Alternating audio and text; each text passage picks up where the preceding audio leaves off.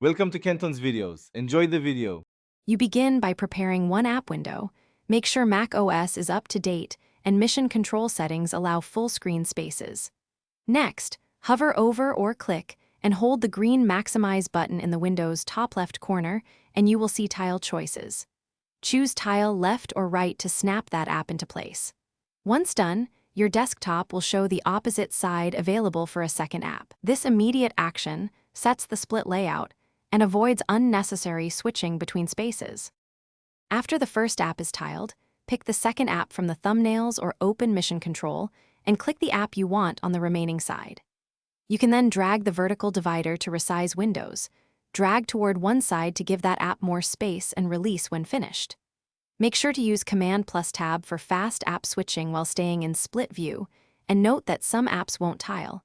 If one refuses, try opening it first in a normal window before tiling.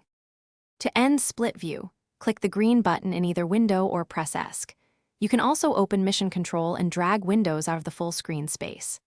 If tiling doesn't work, make sure displays have separate spaces is configured correctly, restart the misbehaving app, and try again. For stubborn problems, update Mac OS, log out and back in, or test in a new user account to isolate settings.